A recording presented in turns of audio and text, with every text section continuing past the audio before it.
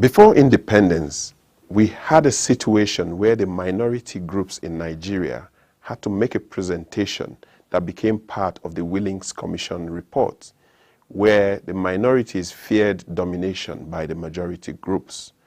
But those minority groups included groups that are essentially majorities in their own rights, groups like the Nupe, the Kanuri, the Ejaw, and all of that, whom, when you go to their own enclaves right now, they are even majorities in themselves. Now, when we talk about the issue of social justice in Nigeria, different levels of agitations have emerged where you are having other minority groups that you can call minor minorities. And some people venture to say minor minorities. Those groups are now asserting themselves and want to be known for fairness. They want to have a fair deal in Nigeria. In the two-part series we're going to discuss the place of these micro minorities. How do we do justice between them, especially at the local government levels in our country? And you will enjoy this episode because it's going to be thought-provoking, because when we talk of representation, it is not only at the national level where people are fearing domination, neither is it only at the state level.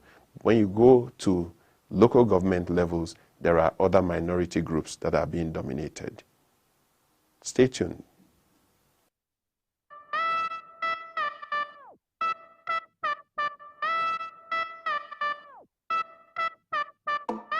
The way you do me, I'm getting confused. Hi, my name is Zita, and you're watching Akweya TV. This is Akweya TV. I encourage you to watch it. This is where you get to hear and know about the Akweya people. Akweya TV.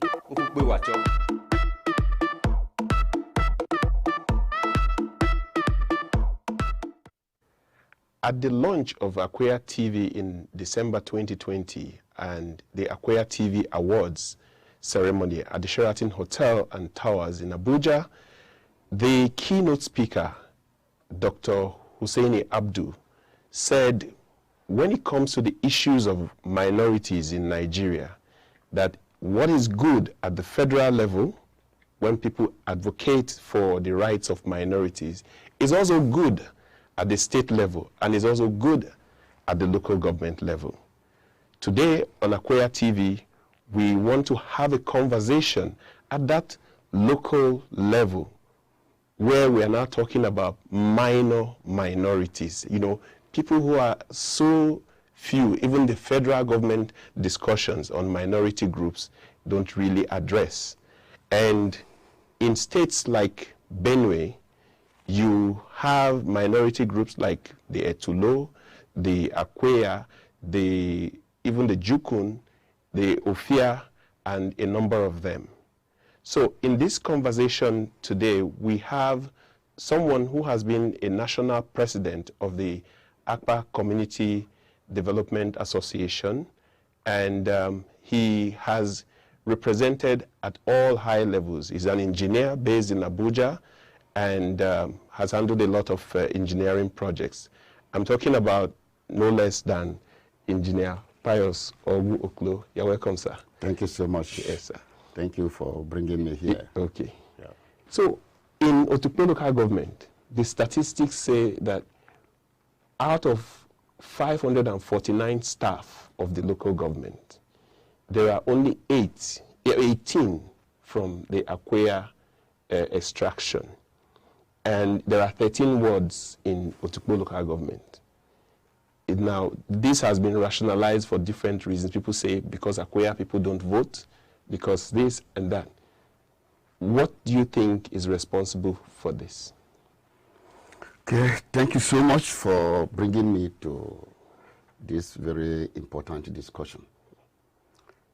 Before I go down to the minor minority, yes. I want to start from the state level.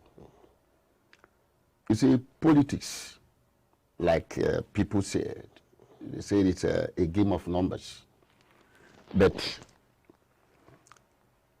politics, one of the major ingredients of politics is what we call is greed. Because politics, the greed both on the side of individual and on the side of groups. So the what you call as the minority rights and all that, in politics, it has a limit. Okay. You don't have absolute limit for minority in politics. Is this because in Nigeria we have defined? Okay. I'm coming. Okay. I will tell you what I'm talking about. When I said ingredients, the ingredients of politics, one of the major ingredients of politics is greed. And because of that, you will find out, because of that, you find out, not only here, all over the world, that somebody has gone to the House, either the Senate or House of Reps or whatever representation. He wants to go 2 times, 3 times, 4 times, 5 times. In fact, if you go to the developed countries, you'll see people have been there for more than 10 times. So, it's the greed. Otherwise, if you have eaten, if you have represented your people, Yes. there's another person who is like you or maybe better than you that should also go and represent the same people. But you want to go again, you want to go again. So that is the greed in the side of the individual. And that greed applies to the majority. Okay. I am telling you that both here and outside, the majority are not ready to vote for the minority. The politics should also, one of it should be management of diversity. You should be able to accommodate the different shades. That is if you will remove the greed aspect of it. Okay. The greed aspect of the politics is a very deep-rooted ingredient of politics that you cannot say because you are a minority, the majority should carry something on a platter of gold and give to you. Okay. That is why it becomes games of numbers. And the number will always like to exercise and get it for themselves. So that is why let me go to Benue. Benue State, before when we were growing up, we knew the thieves to say it, eat and let your brother eat. Yes. Yeah, na angbian. You know it. Now, since politics have started about 20-something years ago, has the thieves eaten and let their brother eat? No. They've been the governor, and they're not ready to relinquish it because of that ingredients of greed that is in politics. It's not their fault. So they are only activating and reactivating that ingredient. Let me tell you what happened in 2004. In 2004, when the former governor Akweya was going towards ending his service, I left Abuja here and went to Benue. I met Mr. Logo, Samson Alogo. And I told him, I went 3 times, and I told him that Benue, Idoma cannot become a governor automatic. And an Idoma man, a thief man, if one thief man, if the PDP bring out an Idoma person, and another party bring out, even if it's not a known party, other party bring out a thief man, the thief man will vote for thief man. And the major party that brings out the Idoma man will lose. So that is something we should do. I say, please, we don't just assume that this thing will go to Idoma. Yes. Get all the elders of Idoma. Get these political actors, our political leaders. Let them go and dialogue with Ochidoma, take Ochidoma and the leaders and all the elders, go to and meet the Tortif. Let them agree. Because if you want the minority to have a right or to have that in politics, there are three things that politics, that propel politics. Winning. The other ones are not good. But the first one is the majority. Okay. The second one is money. Okay. In our own system here. Yes. When the other one that is not good, that also can determine somebody being this is rigging. Okay. And the fourth one that is not good, that can also determine the disease, is the excessive greed of the incumbent. So these are the things that determine this. But if we want to be a governor, we have to use wisdom. And therefore we have to negotiate through our wisdom. So let these people go and negotiate with the thief so that all of them can hash off this. It's not by force. You can't force them to give you. Yeah. You can't come with a sentiment and you think you will get it. No, this has to be done with wisdom. So let's go and negotiate with them. So this is what we agreed. We agreed with him that Chief P.S. Adoba should be the convener. Okay. Chief Dan Agogo should be co-convener. Justice George Uloko should be a co-convener. Mr. Samson Alogu himself should be a co-convener. Mr. Akpala Okenyodo should be a co-convener. And Engineer Oteku should be a co-convener. Okay. These people should assemble the elders of Idoma. Now, on the 8th of January 2005, this man brought all these people and asked me to address them. He brought all the retired directors and permanent secretaries that were accessible to him. He brought them. They filled his house. He entertained them fantastically. I addressed them for 1.5 hours. Wow. They were too happy and very happy. They said they lacked something. Okay. They lacked finance to do the running around and all that. Okay. That I should help them communicate with political leaders. This letter, which I'm not going to show you, I did. And the letter I wrote it on the 14th of January to political leaders. Please, if we need the governor of Benue State, we have to do it through wisdom, through dialogue. Come. These elders, they want to see you people. They ignored all that. Who were the political leaders you wrote to? Please leave that one. Yeah. It would have been nice to know. No, leave that one aside. Okay. So they ignored. They said, "What is this? This is an engineer. It's an engineer. It's not a politician. What is he talking about?" And so,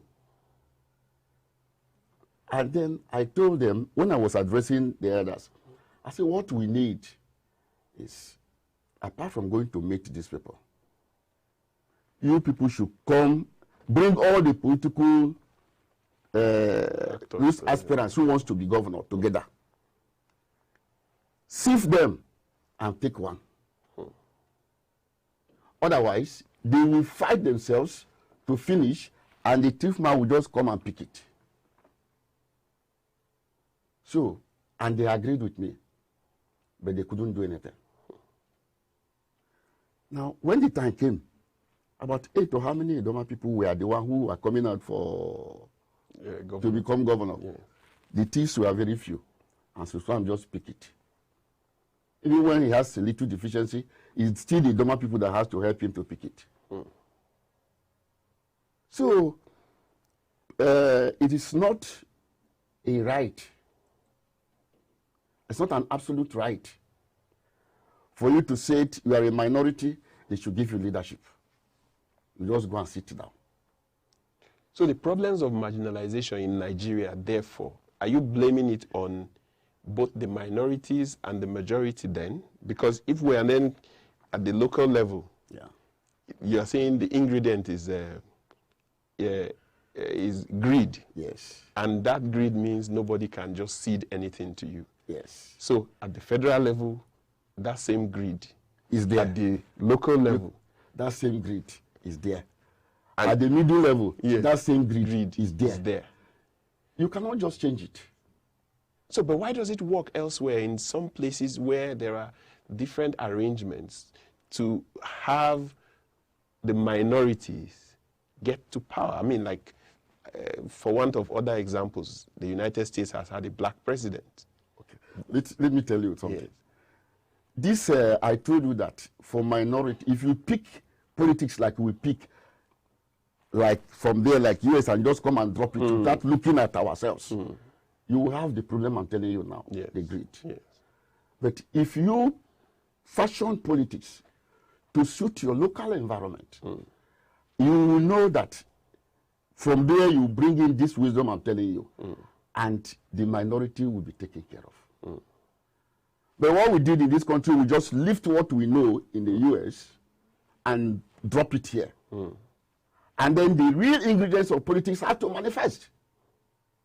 So if we want it, if we had wanted it from the beginning, which can also still be done, the minority don't need to be shouting this, that. The minority should get down and use their wisdom. And let me give you one example that they can use, which they started it, they raised it at the beginning of this politics. It died down because the majority killed it. You can decide to zone appointments, zone elective posts, or rotate elective posts. If you go to the state, you have 3 senatorial districts. Why not put it in the constitution very clearly that governorship will be rotated among these 3 senatorial districts? In that case, if Zone A has taken in Benue, Zone B has taken, there's no way they can deny Zone C.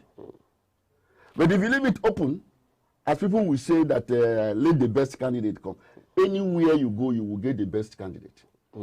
I am telling you, if you group, even as small as the Akweya is, you can get a candidate that will outsmart any candidate the entire TIF can bring out. But you won't have that chance because you don't have some of these things that bring politics, or, that bring winning on. You don't have the money.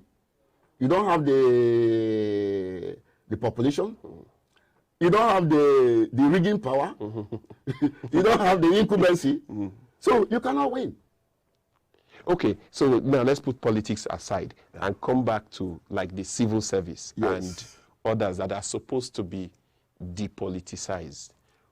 Why would in 13 wards in Otukpo local government, that is almost homogeneously Idoma, why would 549 staff, only 18 would be from the Akpa district, the old Akpa district, where Akweya people come from? Why would there be only 18 out of 549? What would then be the rationale? Okay, like you know very well, human activities is political activities. Now, the politics might be partisan politics. It may not be partisan politics. What you are talking about is also politics that brings this on board.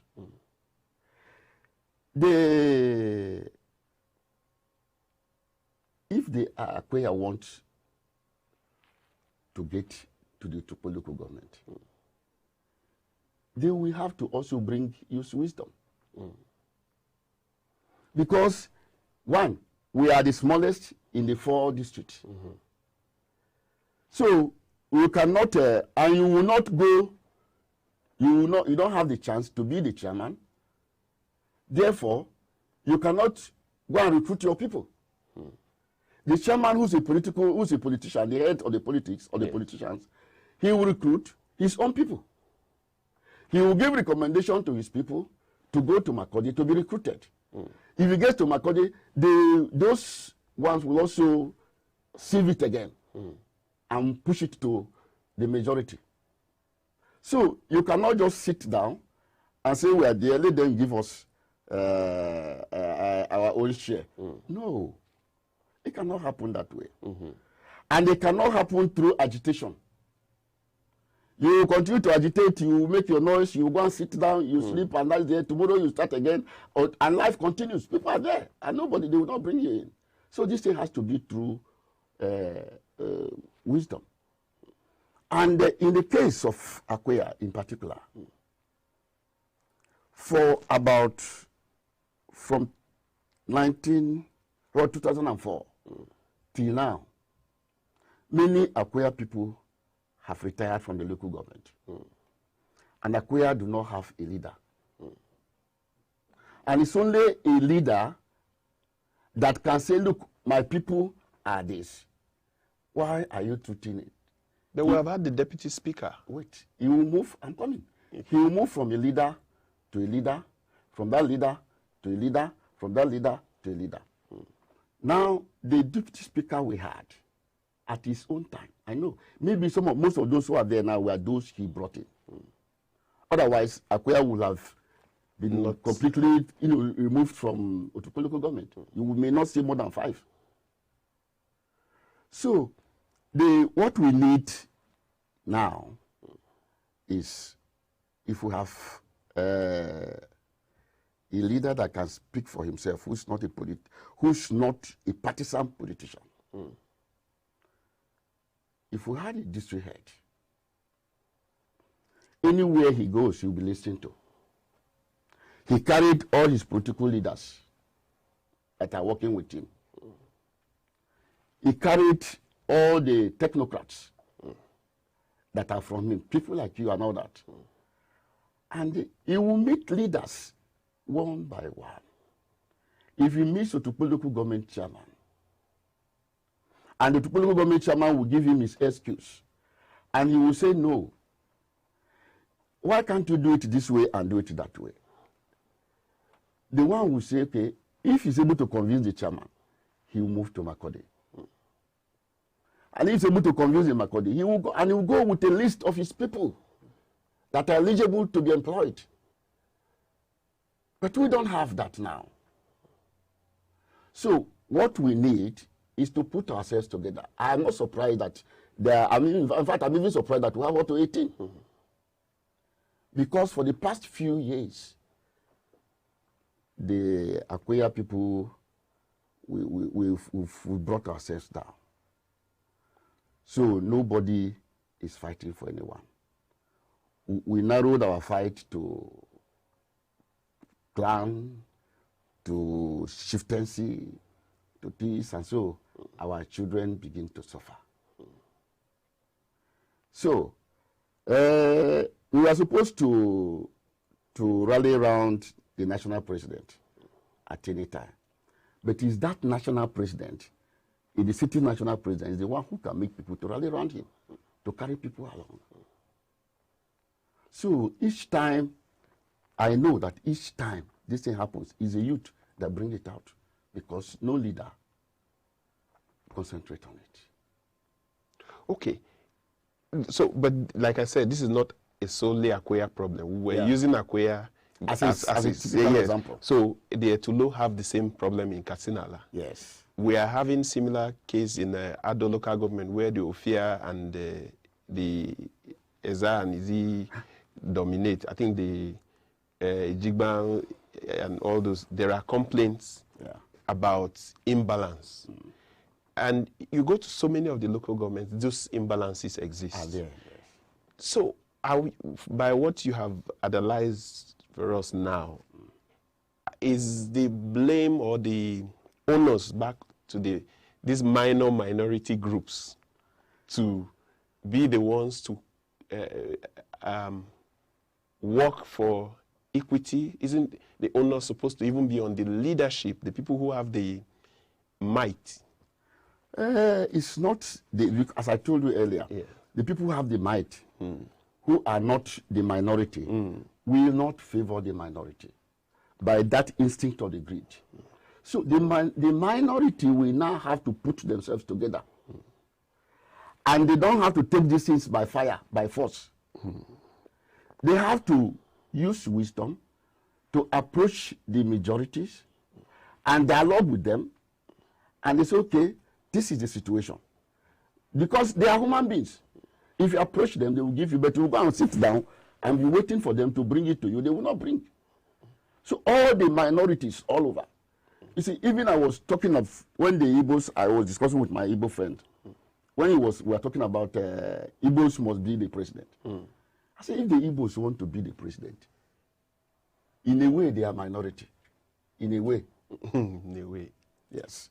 Let them not think they will carry it with sentiment or with agitation.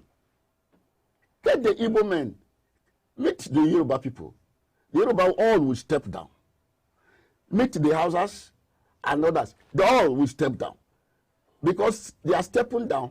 The people who are contesting are subject to the leaders of the people, of their own people. So if you are from Akweya and you want to come out,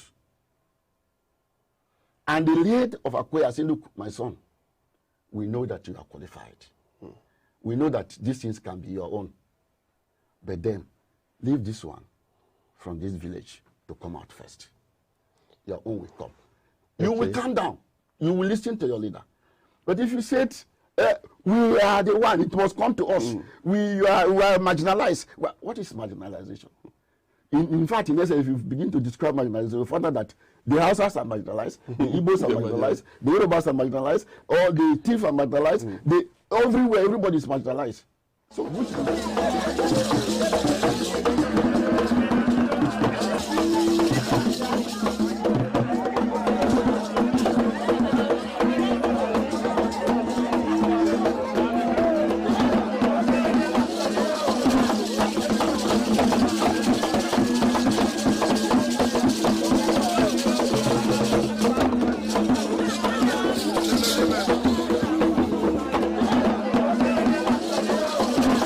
So, what do you think? We are pausing this conversation to have a second part because we know this issue is not yet done.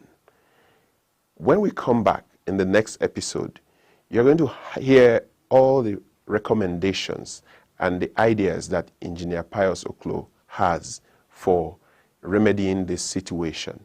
It's not all gloomy. Stay tuned with Akweya TV for the second part in this series.